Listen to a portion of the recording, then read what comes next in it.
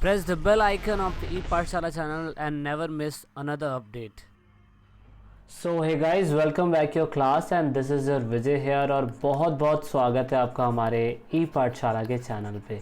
तो जैसा कि आप सभी को पता है बच्चों कि हम सभी क्लास 12th की पॉलिटिकल कर रहे थे और we have finished first book और हमने वर्ल्ड वाली बुक का अकॉर्डिंग टू न्यू सिलेबस पूरी तरीके से सब कुछ ख़त्म कर लिया है। न्यू सिलेबस के अंदर जो जो चीज़ें ऐड हुई थी हमने वीडियो में सब कुछ बताने की कोशिश करी है और सबसे अच्छी बात दोस्तों ये रहेगी आपके लिए कि आपको इस चैप्टर का जो भी नोट्स है, क्वेश्चन आंसर्स है, वो वीडियो के डिस्क्रिप्शन में आप जाएंगे, आप वहाँ पे क्लिक करेंगे, वो आपको ePathshalablog.com वेबसाइट पे लेके जाएगा और आप वहाँ पे आसानी से डाउनलोड पीडीएफ फाइल पे क्लिक करके इस चैप्टर के नोट्स को डाउनलोड कर सकते हैं, वो भी बिल्कुल फ्री।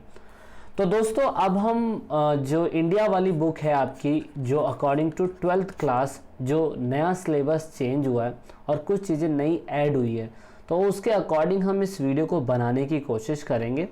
और चैप्टर का नाम आपको पता है चैलेंजेस ऑफ नेशन बिल्डिंग है। इसे आप हिंदी में राष्ट्र निर्माण की चुनौती बोलते हैं। दोस्तों ये शुरुआती समय में ये चैप्टर आ रहा था लास्ट ईयर भी, और दिस ईयर सीबीएसई बोर्ड ने लॉकडाउन के बाद कोरोना वायरस की वजह से कुछ सिलेबस को रिड्यूस करा है, but this chapter is coming in your exam. तो दोस्तों ये वीडियो का पहला पार्ट है, बट इस चैप्टर के अंदर भी कुछ पार्टों को जोड़ा गया है। तो जो चीज़ जोड़ी गई है वो भी मैं आपको बताने की कोशिश करूंगा। और दोस्तों इस पूरी चैप्टर के अंदर जो मेन टॉपिक रहेंगे वो क्या रहेंगे। नंबर 1 आपको ये देखने की कोशिश करनी पड़ेगी कि जिस तरीके से राष्ट्र निर्माण हो रहा था, दैट मीन्स 1947 के बाद जब भारत बन रहा था, तो उस टाइम पीरियड पे भारत ने किस किस तरीके का वायलेंस और किस किस तरीके के चैलेंजेस फेस करे थे, वो हम इस पूरे चैप्टर में पढ़ने की कोशिश करेंगे। और उसके बाद हम ये भी देखने की कोशिश करेंगे कि भारत के अंदर जो देसी रजवाड़े थे, देसी रजवाड़े मतलब जो बड़े बड़े घराने थे, हैदराबाद, निज़ाम, जूनागढ़, इवन बहुत सारे रैंडमली नाम हैं। मैं 565 रियासतों के तो नाम ले नहीं सकता, लेकिन दोस्तों उन 565 रियासतों को भारत में कैसे विलय कराया गया, दैट मीन्स कैसे इंटीग्रेट कराया गया, उसके बारे में इस चैप्टर के अंदर बताया हुआ है। इवन बेसिकली 565 रियासतों के बारे में तो नहीं बताया हुआ, लेकिन 4 के बारे में तो आपको बताया हुआ है। दूसरा, फिर जब हमारा भारत देश पूरी तरीके से इन राजाओं महाराजाओं को भारत के अंदर इन्वॉल्व करवा चुका था, विलय करवा चुका था, तो फिर सबसे बड़ी बात आई थी भारत के नक्शा बनाने की। तो हमें सिलेक्ट करना था कि गुजरात कितना बड़ा होगा, बिहार कितना बड़ा होगा, उत्तर प्रदेश कितना बड़ा होगा, कौन सी यूनियन टेरिटरीज़ बनेंगी, कौन सी कैपिटल्स बनेंगी, कौन से स्टेट्स बनेंगी, वो हमें सब में समझना था।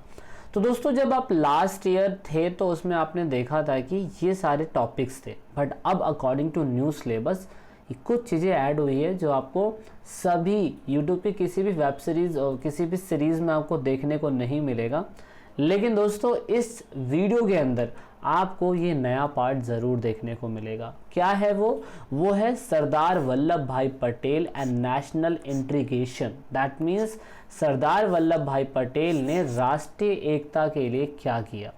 तो दोस्तों आपको स्टैचू ऑफ यूनिटी तो पता होगा, जो हमारे नरेंद्र मोदी ने इनके नाम पे बनाई थी। उनके बनाने का कारण क्या था वो भी हम समझ लेंगे, लेकिन हमें जानना ज़रूरी ये है कि आज जो आप भारत का नक्शा देखते हैं उसमें सरदार वल्लभ भाई पटेल की कितनी अहम भूमिका थी, है ना। तो इसीलिए अकॉर्डिंग टू सीबीएसई बोर्ड इस न्यू टॉपिक को ऐड करा गया है और इस चैप्टर के अंदर आप इस न्यू टॉपिक को भी ज़रूर देखेंगे। Okay, so let's start this chapter. ये पूरे चैप्टर का मेन निचोड़ है, ये पूरे चैप्टर के अंदर मेन टॉपिक है और हम यही समझने की कोशिश करेंगे। हमारी आने वाली जितनी वीडियोस होंगी, 5-6 टॉपिक जितने भी आएंगे, उन सभी के अंदर हम इन्हीं से एक एक करके एनालाइज करके पढ़ने की कोशिश करेंगे। So let's talk about Bharat के बारे में, दैट मीन्स भारत की आज़ादी के बारे में। तो जिस दिन ये अखबार प्रिंट हुआ था उस दिन भारत के लिए एक सपने जैसा ही था कि भाई 15 अगस्त 1947 के दिन फाइनली 200 साल की गुलामी के बाद अंग्रेज़ों को हमने भारत से बाहर निकाला और फाइनली ब्रिटिश का जो रूल था वो ख़त्म हुआ।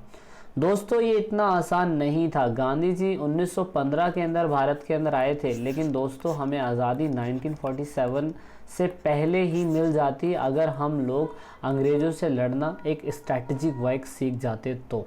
लेकिन खैर हाल फिलहाल देर आए दुरुस्त आए, लेकिन 1947 को हमें आज़ादी मिल गई थी और फाइनली 200 साल के बाद ब्रिटिशर्स का रूल ख़त्म हुआ और हमने एक दूसरे को गले लगाया और फाइनली अपने भारत देश के अंदर आज़ादी की सांस ली।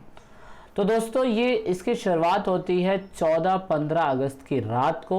इसका कहने का मतलब क्या है, मॉर्निंग में दोस्तों हमारा पाकिस्तान जो पड़ोसी मुल्क है उसको आज़ाद कराया गया और जस्ट 12 बजने के कुछ सेकंड बाद ही हमारे भारत देश के अंदर अर्धरात्रि का सूर्य उदय हुआ। दैट मीन्स हमने नीति के साथ मिलन करा और 12 बजने के बाद ही हमने जस्ट 15 तारीख लग जाती है तो हमने मध्य रात्रि यानी कि मिडनाइट के दिन अपने भारत देश का झंडा फहराया। अब बहुत से साइंटिस्ट, बहुत से एस्ट्रोलॉजर, बहुत से पंडित इसके पीछे एक बहुत सटीक रीज़न बताते हैं। उतना हमें वास्तुशास्त्र नहीं समझना है कि भारत का झंडा इतनी रात को ही क्यों फहराया गया था। बस आपको इतना समझना है कि 15 तारीख लग गई थी और 15 तारीख के दिन ही अपने अपने झंडा फहराया और हम भारत देश आज़ाद हो गए। तो finally happy independence day to you. आप इतने आज़ाद मुल्क के अंदर सांस ले पा रहे हैं ड्यू टू सम रीज़न, वो हम देखेंगे, लेकिन हमारा देश जब जाके आज़ाद हुआ। अब दोस्तों जब हमारे को संविधान सत्र के अंदर जवाहरलाल नेहरू जी ने जब ये बोला कि नीति के साथ प्रयास या नीति के साथ मिलन हो चुका है हमारा, और फाइनली रात को नेशनल असेंबली के अंदर जवाहरलाल नेहरू जी स्पीच देते हुए उन्होंने बहुत तगड़ी स्पीच दी थी। आप यूट्यूब के अंदर देख भी सकते हो, उनकी स्पीच इंग्लिश में थी, आप उसे समझ सकते हो उन्होंने किस किस तरीके से बात करी। मैंने छोटा सा स्क्रीन शेयर करा है आपके साथ ताकि आपको समझ में आ सके कि भारत देश की आज़ादी किस तरीके से ली गई थी, कितने लोगों ने, कितने शूरवीरों ने, कितने फ्रीडम फाइटर्स ने इसमें अहम भूमिका निभाई थी।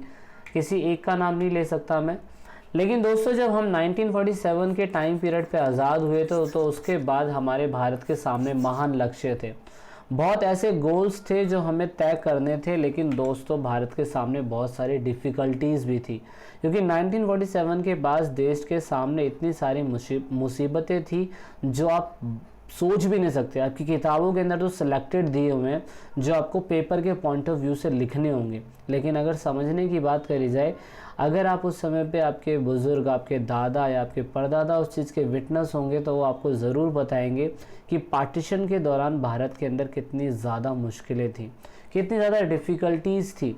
तो दोस्तों हम इस चैप्टर के अंदर बेसिकली 3 चुनौतियों के बारे में पढ़ेंगे। हम देखेंगे कि जब भारत देश आज़ाद हो रहा था तो उस टाइम पे उन नेशन के सामने 3 सबसे बड़ी मेजर चैलेंजेस क्या थे। हालांकि रैंडमली बहुत सारी थी, मैंने आपको पहले ही बताया, but because you are in 12th class according to your syllabus भाई आपको 3 ही बताने की कोशिश करी गई है ना। तो इसीलिए पहला हम समझेंगे नेशन बिल्डिंग में सबसे बड़ी प्रॉब्लम थी नेशन बिल्डिंग की, यानी कि शेप ऑफ द नेशन की, नेशन को शेप में लाने की। वाई? बिकॉज हमारे भारत के अंदर हिंदू, जैन, बुद्धिज़्म, सिख, इस्लाम, Christianity, every communities people are living in India, और हमारा भारत देश डाइवर्स्ड पॉपुलेशन है। दैट मीन्स विविधताओं का देश है। हमारे भारत देश के अंदर जो बहुत अमीर घराने के लोग थे, देसी रजवाड़े थे, रियासतें थी, वो भी रह रही थी, और साथ में बेचारे हिंदू, मुस्लिम, सिख, ईसाई, पारसी, बुद्धिस्ट, जैनिस्ट, जेरूसलिज्म, क्रिश्चियनिटी, कितने सारे धर्म के लोग हमारे देश में रह रहे थे। और इवन में फिर कितनी सारी प्रजातियाँ हैं, कितनी सारी भाषा बोलने वाले लोग हैं। तो ये सभी लोगों को ना एक शेप ऑफ द नेशन में लाना भारत के लिए बहुत बड़ा चैलेंज था। तो ये सबसे बड़ी चुनौती थी कि इस चैलेंज को कैसे ठीक किया जाएगा, सभी को इक्वल रेशो में कैसे लाया जाएगा, है ना। तो उसका सबसे बड़ा इशू था हमारे भारत देश के अंदर कि इसके लिए क्या किया जाएगा, है ना। दूसरी सबसे बड़ी प्रॉब्लम थी डेमोक्रेसी को स्टैब्लिश करना। दैट मीन्स कहने का मतलब डेमोक्रेसी मतलब लोकतंत्र। लोकतंत्र मतलब एक ऐसा तंत्र जहाँ पे शासक जो है अपनी जनता के अनुसार चुना जाए। लेकिन 1947 के बाद अगर आप देखें, भारत का लिटरेसी रेट बहुत ही ज़्यादा गिरा हुआ था। पढ़े लिखे लोगों की संख्या तो भारत के अंदर थी नहीं, सेलेक्टेड लोग ही ज़्यादा पढ़े लिखे होते थे। इवन उस समय पे लड़कियों को पढ़ाने वाली परंपरा तो इंडिया के अंदर थी ही नहीं। तो इसीलिए लोकतंत्र की स्थापना करना, सही तरीके से इलेक्शन करवाना भारत देश के लिए एक जुए की तरह था।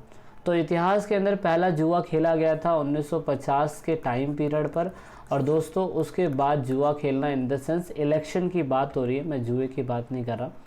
इलेक्शन के लिए बहुत कुछ प्रोसेस लगाया जा रहा था, लेकिन लोकतंत्र का सही स्थापना करना बहुत ही ज़्यादा दिक्कत थी। दैट मीन्स चुनौती थी संविधान के अनुसार लोकतांत्रिक प्रथाओं को व्यवस्थित करना।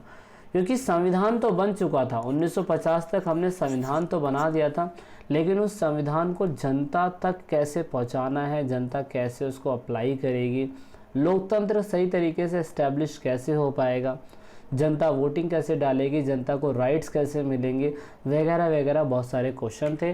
और सबसे बड़ा क्वेश्चन था दोस्तों, लास्ट सबसे बड़ी चुनौती थी, development and well being for the entire society. That means हमें 1950 के बाद विकास भी करना था। 1947 के अंदर हम लोगों ने देश तो आज़ाद कर लिया, लेकिन हमारे देश को आज़ाद करने के लिए अभी हम लोग विकसित देश नहीं हुए, विकासशील देश थे। हमारे को बहुत सारे चैलेंजेस फेस करने थे, लेकिन दोस्तों हमें ये भी देखना था कि जो भी बेचारे आर्थिक विकास से जूझ रहे हैं, कुछ करोड़पति उद्योगपति इंडिया के अंदर उस समय थे, लेकिन बेचारे कुछ ऐसे भी थे जो निचले स्तर से बिलोंग करते थे। तो संविधान के अंदर कुछ भी ऐसा बनाना है जो पूरी सोसाइटी के लिए, पूरी सोसाइटी के डेवलपमेंट की बात हो रही हो। मतलब संविधान के अंदर कुछ भी ऐसा ना किया जाए कि गरीब लोगों को फ़ायदा ना हो, अमीर लोगों को ज़्यादा फ़ायदा हो जाए। तो इन सभी चीज़ों को मद्देनज़र रखते हुए देश को शेप ऑफ द नेशन में लाने में बहुत ही बड़ी तकलीफ़ हो रही थी। और फिर भी सोचिए, हमारे भारतीय नेताओं ने, क्रांतिकारियों ने, फ्रीडम फाइटर्स ने, कॉन्स्टिट्यूशन मेकर्स ने, कमेटी के लोगों ने कितना ज़्यादा सोच समझकर चीज़ों को इम्प्लीमेंट करने की कोशिश करी होगी, जब जाके हमारा भारत देश संभला।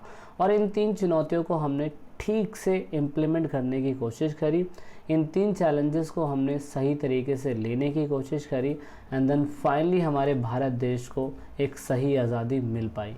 तो ये वीडियो का पहला पार्ट था, और हम समझेंगे आने वाले और पार्ट के अंदर कि वो सभी समस्याओं को भारत कैसे फेस कर रहा था, देसी रजवाड़ों की समस्या क्या थी, सरदार वल्लभ भाई पटेल की क्या भूमिका रही, वगैरह वगैरह चीज़ें। तो जब तक के लिए जो क्वेश्चंस आपसे पूछे गए हैं रिप्लाई ज़रूर करिएगा।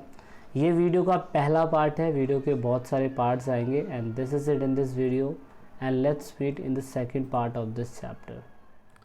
तो लास्ट में दोस्तों, अगर आप वीडियो को देख रहे हैं और ई पाठशाला चैनल के आप सब्सक्राइबर हैं या नए सब्सक्राइबर हैं, तो ई पाठशाला की टीम से आप सभी को यही रिक्वेस्ट है कि आप इन सभी वीडियो को अपने दोस्तों के साथ शेयर ज़रूर करें, और कोशिश करें कि आप दूसरों को शेयर करवाने के लिए बोलें, क्योंकि आप जितना वीडियो को शेयर करेंगे उतना ही हम और लोगों की मदद कर पाएंगे। क्योंकि पढ़ेगा इंडिया जब भी बढ़ेगा इंडिया। तो वीडियो के लास्ट में वीडियो को एंड तक देखने के लिए, चैनल को सपोर्ट करने के लिए बहुत बहुत धन्यवाद। जय हिंद, जय भारत।